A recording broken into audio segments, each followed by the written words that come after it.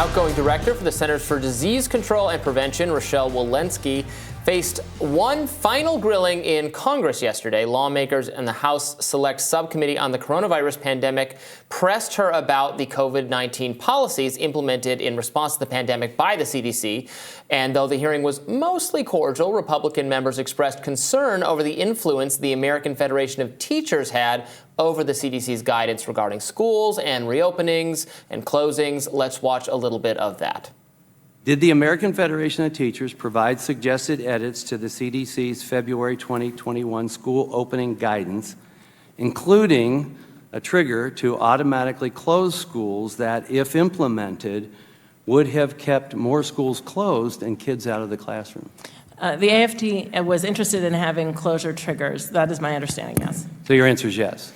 Yes, but they were not accepted, of course. GOP panel members also challenged Walensky on the efficacy of the COVID vaccine. Here's some of that exchange. The vaccine did not stop spread or infection. I'm not saying it was completely bad, but it did not stop the spread or infection. I think, actually, if I could actually just correct that point, and that is initially it did. For the Wuhan strain and for the Alpha strain, all of the early data and the literature published in the New England Journal demonstrated that for those who worked, if you didn't get infected, that you were not transmitting it to other people, and it had very high efficacy early on, up to 96%. So and it did change over time. All right, so what do you make of that? So the first part was interesting. She kind of throws the teachers' unions under the bus a little bit there. I mean, points for honesty. She said, yeah, they pushed for that policy and we didn't think it was a good idea and we said no. A policy to have automatic reasons for schools to close. There had been previous reporting in the New York Post and other places about the really direct attempts by Randy Weingarten, teachers union leaders, other people in that organization trying to, having a lot of contact with Rochelle Walensky to get her to say, because in the pandemic, it was what the CDC says goes, to get her to sign off on kind of the even more restrictive policies that the teachers' unions wanted. I remember seeing some teachers' union leader texted her and said, hey, we'd love to have a conversation about this. And she responds, who is this? Like, she didn't have the number in her phone. Like, oh, I'm sorry, this is the teachers' unions. This is what we want. So interesting. And then, of course, they have the exchange on vaccines that is her clarifying that, yes, at first it looked like they were very, in fact, protective of spread as well as severe disease and death, which was the case. But there was a closing off of conversations that was occurring around that point on, acting as if that was always going to be the case. The presumption that the health officials led people to believe was that that was going to be an enduring fact of the vaccines. I think that was the belief. Yeah. But it was what I'm saying is it was a belief, not a proven scientific fact.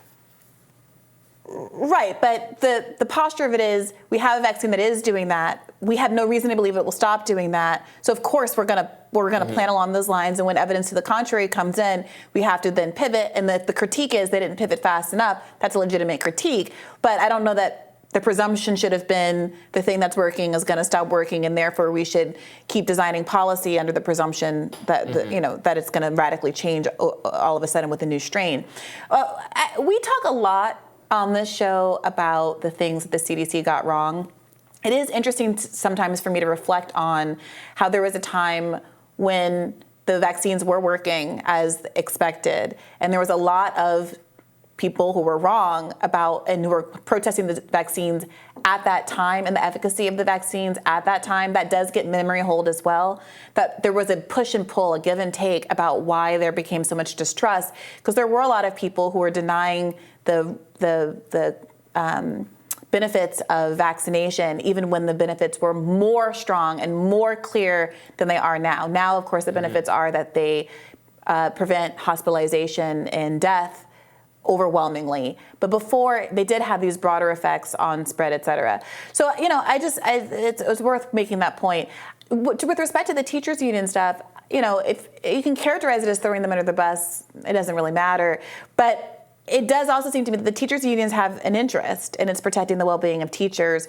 As we discussed, there was a recent study that came out a week or two ago that showed that children were a significant vector of the virus, including during lockdowns, and were really undermining much of the lockdown policy. Teachers obviously being vulnerable. Kids aren't dying and stuff from COVID, but adults definitely were. And so in the time before the vaccines, I think there was a very good reason for a teachers union to want to protect the health and safety of teachers by lobbying the government to have policies that benefited them.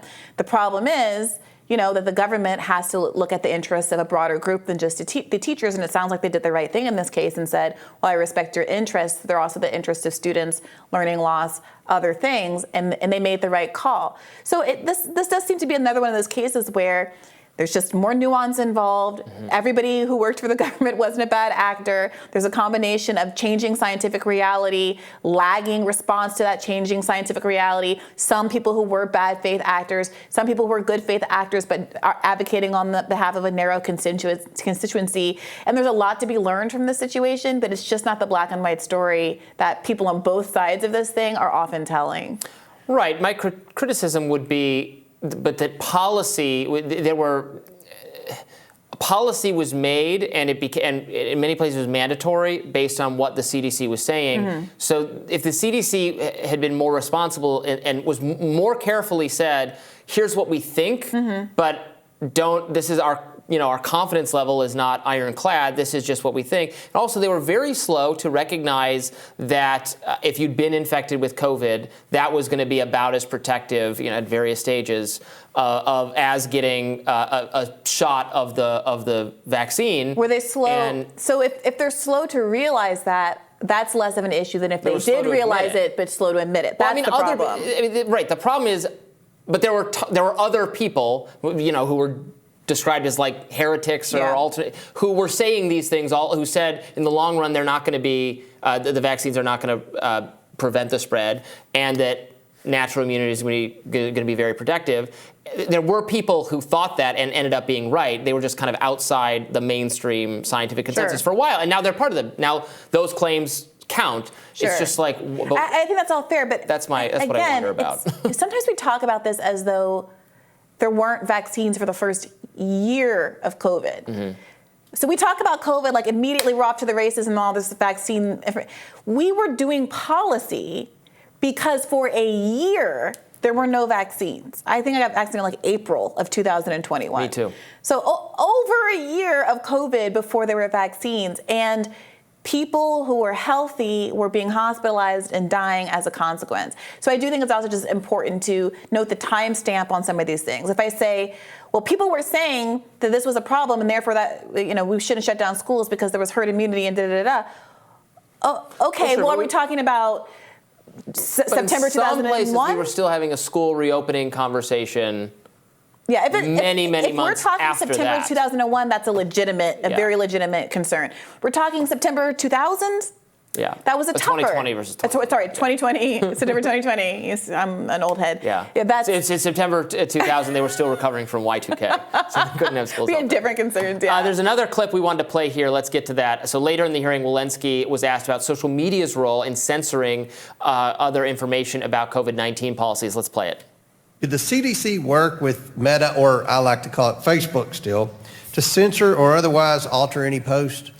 Here's what I can tell you. The most important thing that has gotten us out of this pandemic, I think, is our vaccine and how well they work and how safe they are. I understand that. And it was really important that the American people understand how well they worked and how safe they are. I understand it. But in terms of the communications, that is, again, something that I'm not going to speak to because it is currently under court. So you're not going to answer the question?